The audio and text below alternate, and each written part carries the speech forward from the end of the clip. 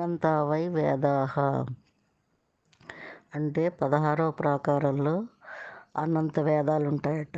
భూమిలో ఈ మనుష్యలోకంలో 4 వేదాలు ఉంటాయి. మన ఆయుష్య ఆయుష్ మానం ప్రకారం వ్యాస మహర్షి వీళ్ళు 4 వేదాల కంటే ఎక్కువ చదవలేరు, వీళ్ళ ఆయు ప్రమాణం సరిపోదు అని 4 వేదాలు ఇచ్చారట.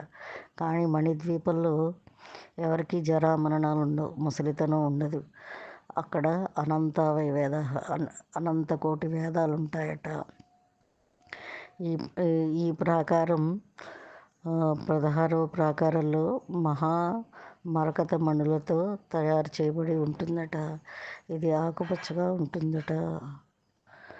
ఇక్కడ సావిత్రీదేవి అధిష్టాన దేవతగా ఉంటారు.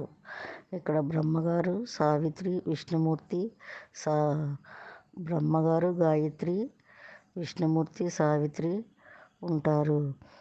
ఈ ప్రాకారంలో పురాణాలు, శాస్త్రాలు, అనంతకోటి వేదాలు, ఉపనిషత్తులు, రామాయణ మహాభారతాలు అనే ఇతిహాసాలు, 18 పురాణాలు, 18 ఉప పురాణాలు అన్నీ ఒక స్వరూపాన్ని తీసుకుని మనుషులుగా తిరుగుతూ ఉంటారు.